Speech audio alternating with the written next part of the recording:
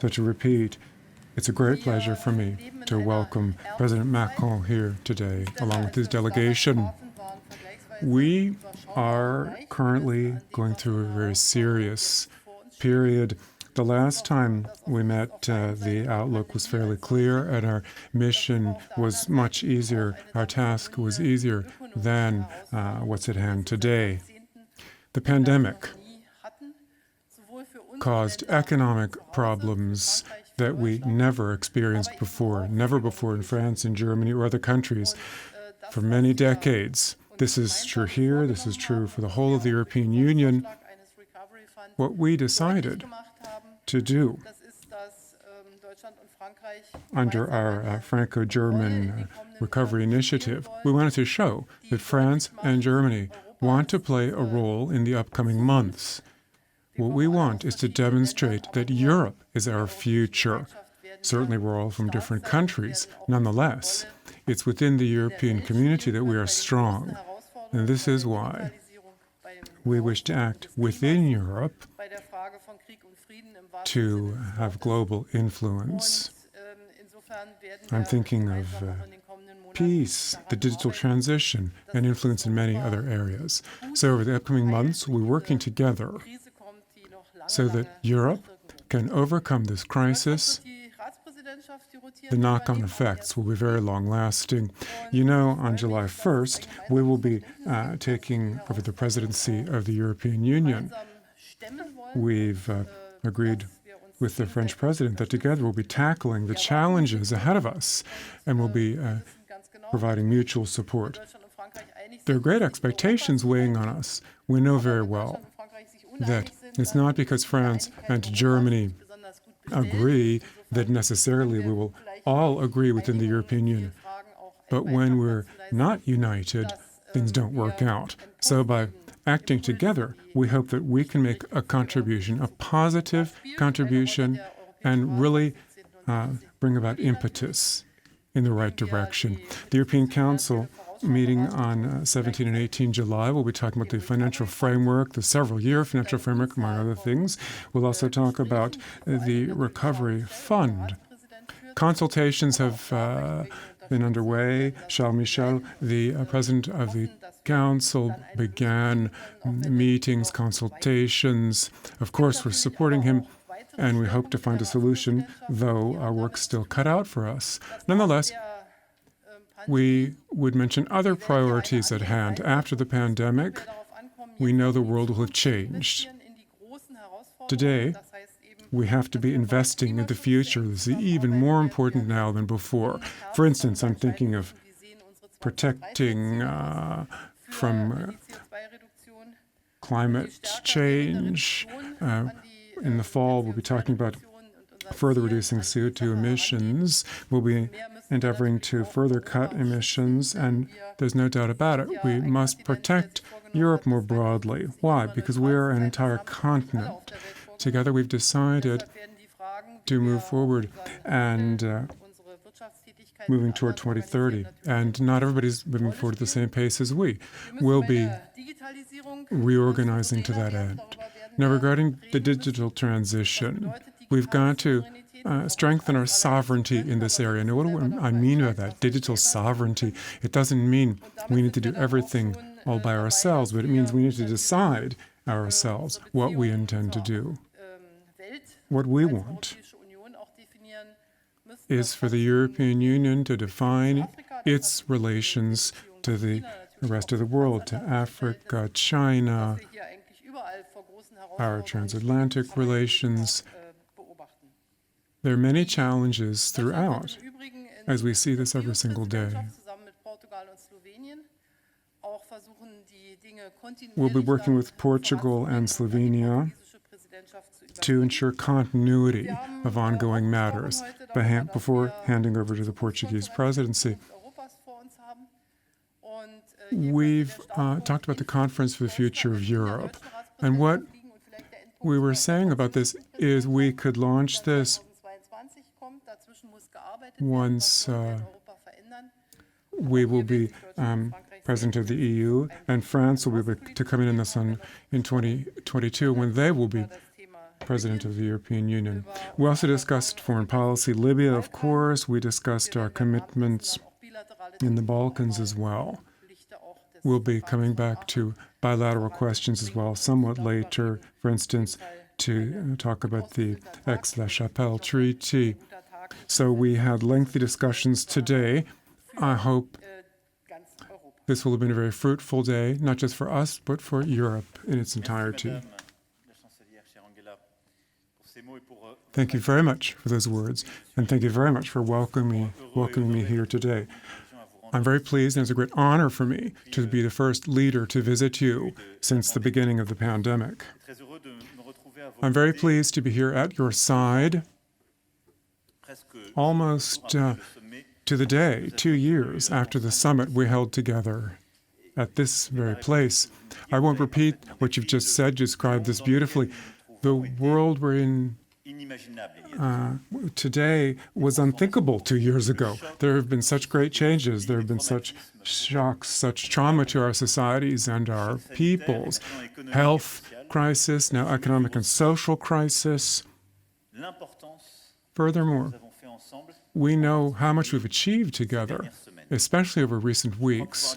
I think it's safe to say that during the crisis, we've demonstrated our strength, our resilience. The historic agreement we went into on May 18th with Madam Chancellor isn't the result of just 3 weeks of intense negotiations, but this arises from 3 years of work, patient, fruitful work conducted together. And also at Meseberg 2 years ago, we moved forward toward a common budget. Many items we considered very difficult back then, we worked on very hard and have continued to work on. I can tell clearly what we've done and achieved in recent years, and also during this crisis. During the period of crisis, we've been able to step up the pace. We've really come to a moment of truth for Europe, with the Franco-German clear commitment from May 18th. We can turn this moment of truth into a moment of success. We're 2 days from the beginning of Germany's presiding over the European Council. And at the end of the presidency beginning of 2022, the French presidency will begin, as you mentioned. The calendar shows just how intertwined our destinies are. We've discussed the various points, and we'll continue our discussions. Discussions have been, how can we turn the Franco-German agreement into a success for Europe in its entirety? A Europe demonstrating greater solidarity and greater sovereignty. Firstly, working together with President Charles Michel and Commissioner President Ursula von der Leyen, so that together we can reach a budgetary agreement in July. A shared budgetary framework, 2021-2027, as well as agreement on the recovery plan. To put it simply, we've got to manage to consolidate what we've decided on together to make a common loan of at least 500 billion for the hardest hit regions. We wrote this down with the Chancellor. This is our absolute priority. This way, Europe will be able to rise up to the task and tackle the challenges at hand today. Things won't get easier over time, considering the European agenda, which is very ambitious. During the European presidency, we've touched upon many different matters. Brexit, the future relations with the United Kingdom. It's got to be based on fair cooperation. We could never accept that being outside of the EU would make it possible to access our market without abiding by our rules. That would be the opposite of European sovereignty. Furthermore, we have to talk about the challenges of the climate, as you just recalled a moment ago. By the end of the year, we have to increase our targets for cutting emissions by 2030 to ensure that the European and national recovery plans comply with these targets. On that point, I think it's indispensable for the money provided by Europe to countries making their environmental transition must be conditioned on clear climate targets, to begin with carbon neutrality by 2050. We know we'll be increasing our targets for 2030 to be confirmed. 2050 carbon neutrality for all, with taxes on borders and so forth to be developed as need be. That's the agenda we've begun discussing and which we will continue working on. On that point, I'll have the opportunity, Madam Chancellor, to give you the report I was given by the Citizens Climate Conference we started 9 months ago. 150 citizens drawn by lot worked for over 9 months to put together proposals, European and French proposals. And they feel it's very important for there to be a clear European model and clear Franco-German cooperation. Another central challenge has to do with sovereignty, climate sovereignty, digital sovereignty, you recalled this for us, food, health sovereignty, industrial sovereignty, and security. I believe it's safe to say the crisis has speeded up the collective awareness of these fragilities in some areas of dependence. How can we accept in the future for basic medicine or vaccines against COVID or other diseases tend to be produced outside of Europe? 2020 began with a debate on 5G and continues with the debate on medicines. The organization we decided on together to produce in our countries for our citizens the vaccine once it's been come up with. And there's always the self-same debate. We're not talking about closing ourselves off, but within Europe, we want to be able to protect and strengthen our values, our interests, our essential assets, and our strategic companies. On this point, things are changing. Our common action with Germany to produce a COVID vaccine in Europe. Recent proposals made by the European Commission, which we were very much in favor of, to sanction foreign companies investing in Europe that were massively subsidized by their countries of origin. All of this goes to show there's been a paradigm change. An end has been put to naivete.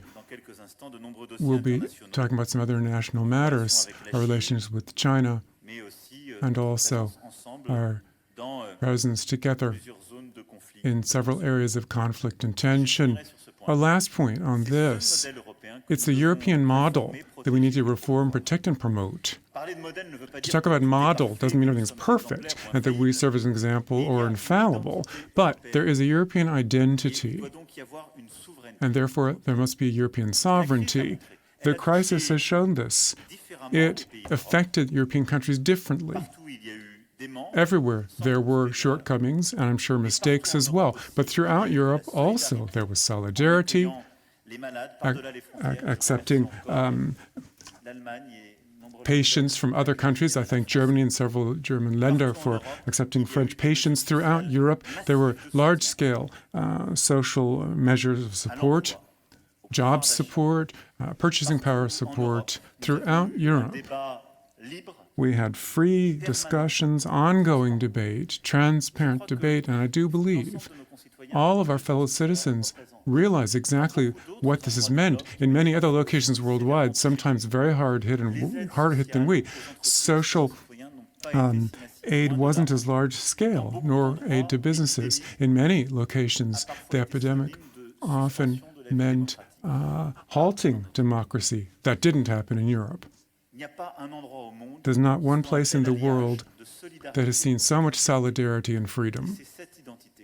That's the identity we wish to defend. Madam Chancellor, you recalled this for us. We're living during a period that's highly uncertain. The virus continues to circulate.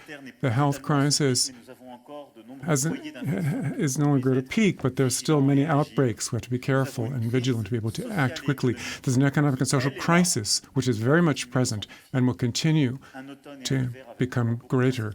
And the fall and the winter harbor many uncertainties, but I do believe we can say that both of us feel very strongly. We very much intend to defend Europe and make it ever stronger. That governed our decisions on May 18th and what we talked about today and the decisions we'll be taking in upcoming weeks and months. We're talking about a stronger, more united Europe. This is why we're standing at your side during the German presidency, which is beginning now. Thank you again for welcoming me here.